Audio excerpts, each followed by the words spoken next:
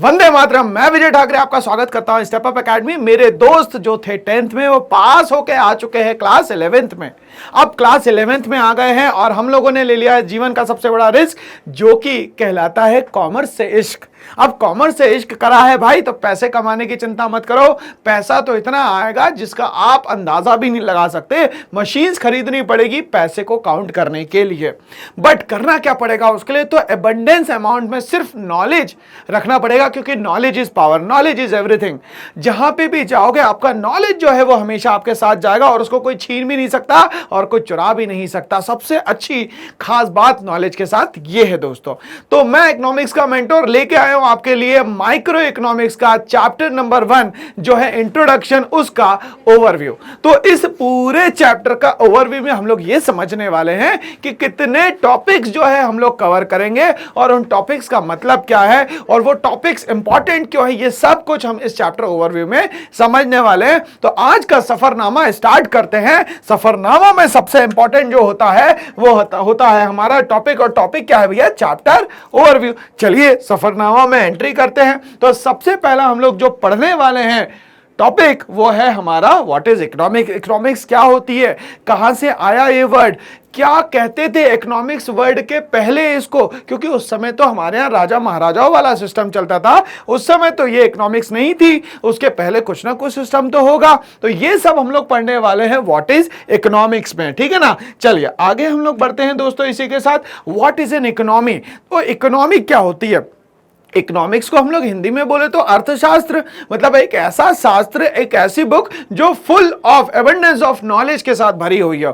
ऐसे ही अगर हम लोग बात करते हैं इकोनॉमी की, तो इकोनॉमी का मतलब होता है अर्थव्यवस्था, मैनेजमेंट ऑफ वेल्थ, पैसा कहां से कमाना है, कैसे लगाना है, क्या करना है। टाइप्स ऑफ इकोनॉमी क्या होगी, कौन है जो इकोनॉमी के बारे में बताने वाला है, कौन कौन बुद्धिजीवी लोग हैं जो इकोनॉमी के बारे में बताने वाले हैं, ये सब कुछ पढ़ने वाले हैं हम लोग यहाँ पे व्हाट इज इकोनॉमी में। टाइप्स ऑफ इकोनॉमी हम लोग समझने वाले हैं। फिर हम लोग बात करेंगे कि भाई काम करना जरूरी है, बिना काम करे हमें पैसा नहीं मिल सकता। तो काम करने को हम लोग यहां पे बोलते हैं एक्टिविटीज, और activities is divided into 2 part. First one is the economic activity and second one is the non economic activity. वो सारे काम जिनको करने के बदले में हमें पैसा मिले उसको बोलते हैं हम लोग इकोनॉमिक एक्टिविटी। वो सारे काम जिसको करने के बदले में पैसा ना मिले बट काम तो आपने कर दिया, तो उसको हम लोग बोलते हैं दोस्तों यहाँ पे नॉन इकोनॉमिक एक्टिविटी। तो ये हम लोग टॉपिक यहां पे कवर करने वाले हैं। हम लोग फिर बात करने वाले हैं कि हमें काम करने के लिए रॉ मटेरियल चाहिए, जिसको हम लोग बोलते हैं यहां पे फैक्टर रिसोर्सेज।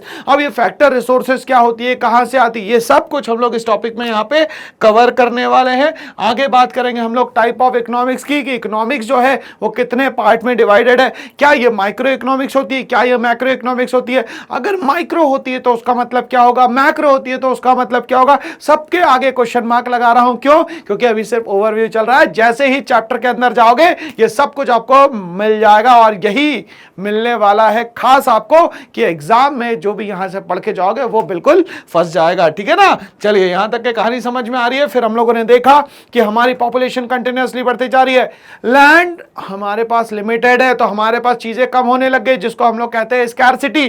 फिर हम लोग पढ़ेंगे यहां पे स्कैरसिटी का कॉन्सेप्ट। आगे हम लोग पढ़ेंगे कि इकोनॉमी कितने टाइप की होती है, एडम स्मिथ ने क्या कहा, कार्ल मार्क्स ने क्या कहा, इंडिया कौन सी इकोनॉमी को आज यूज कर रहा है, वो सब यहां हम लोग टाइप्स ऑफ इकोनॉमी में समझने वाले हैं।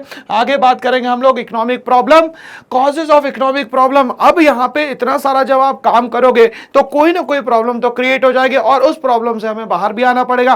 तो प्रॉब्लम क्या है और किस कारणों से हो रही है, ये सब हम लोग पढ़ने वाले हैं इकोनॉमिक प्रॉब्लम और कॉजेज ऑफ इकोनॉमिक प्रॉब्लम में। तो ये टॉपिक बहुत इंटरेस्टिंग सा है। इसके बाद हम लोग बात करेंगे कि ये परेशानी सिर्फ क्या इंडिया की है कि पूरे वर्ल्ड की है, क्या ये यूनिवर्सल प्रॉब्लम है? तो इस प्रॉब्लम को समझने के लिए हम लोगों को पढ़ना पड़ेगा central problems of an economy, जो कि यूनिवर्सल प्रॉब्लम है। पूरे वर्ल्ड में जितनी भी इकोनॉमी काम कर रही है वो सब इस प्रॉब्लम को क्या कर रही है, आज फेस कर रही है। तो इससे ओवरकम करने के लिए हम लोग क्या करेंगे भाई, कुछ ना कुछ सॉल्यूशन निकालेंगे। ऐसे ही एक और टॉपिक आता है जिसको हम लोग बोलते हैं अपॉर्चुनिटी कॉस्ट। अगर मौका मिल जाए तो कुछ अच्छा कर जाए, इसको बोलते हैं अपॉर्चुनिटी कॉस्ट। मतलब उतने ही लिमिटेड अमाउंट में आपको 2 चीजों का ऑप्शन दिया जाए, जिसमें से एक चीज परचेज करनी है, एक चीज आपको छोड़ देनी है, उसको कहा जाता है यहां पे अपॉर्चुनिटी कॉस्ट। मौका मिलना चाहिए बस हमें तो भाई। चलिए अब यहां पे जो प्रॉब्लम आई थी हमारी स्कैरसिटी की, और central problem of an economy की इसका सॉल्यूशन निकल के आ गया, जिसको हम लोग बोलते हैं भैया PPC curve, production possibility curve, जिसमें हम लोग लिमिटेड अमाउंट में हम लोग क्या करेंगे, मैक्सिमम चीजों को बनाने की कोशिश करेंगे और वो सारी चीजें हमारी नीड्स को क्या करेगी, फुलफिल करेगी। तो पीपीसी कर्व हम लोग समझने वाले हैं। फिर हम लोग समझने वाले हैं कि इसको ही पीपीसी कर्व क्यों कहेंगे, तो ये हम लोग क्लियर करेंगे with the help of properties. तो प्रॉपर्टीज ऑफ पीपीएफ और पीपीसी कर्व हम लोग समझने वाले हैं, कितनी प्रॉपर्टी होगी और एग्जाम में आएगी ये, इसीलिए ये टॉपिक और दोस्तों इंपॉर्टेंट हो जाता है। आगे हम लोग बात करेंगे मार्जिनल अपॉर्चुनिटी कॉस्ट और मार्जिनल रेट ऑफ ट्रांसफॉर्मेशन की, जहां पे हम लोग चीजें एक्स्ट्रा तो बना रहे हैं बट किसी गुड्स में से निकाल के किसी और गुड्स में ऐड ऑन करना कहलाता है एमओसी और एमआरटी। यहां हम लोग समझेंगे कि एक गुड सैक्रिफाइस करता है, दूसरा गुड जो है यहां पे गेन करता है, ये सबसे इंपॉर्टेंट है यहां पे। फिर हम लोग देखेंगे पीपीएफ और एमआरटी को किस तरीके से इंटरलिंक कर सकते हैं, कैसे ये एक दूसरे पे दोस्तों इंटरडिपेंडेंट है, ये एक दूसरे में कैसे इंपॉर्टेंस शो करते हैं।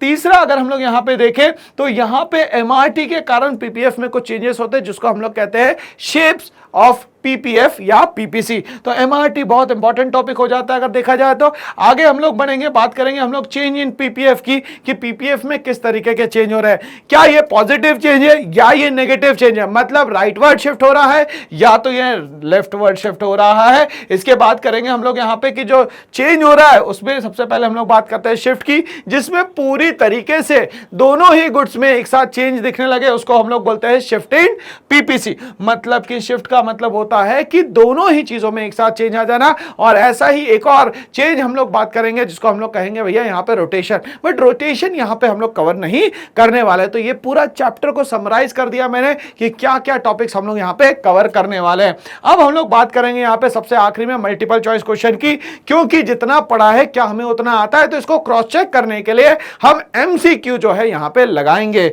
अब यहां पे ये सारी चीजें आपको समझ में आ गई, तो चैप्टर नंबर 1 के लिए हम लोगों ने रोड मैप कर लिया तैयार। तो चलिए मेरे साथ और हम लोग अपने मार्क्स के लिए करना चालू करें अब तैयारी। तो ऐसे ही और वीडियोस के लिए बने रहिए मेरे साथ। करना पड़ेगा एक छोटा सा काम, इस चैनल को लाइक शेयर और सब्सक्राइब करना ना भूले। Thanks for watching all.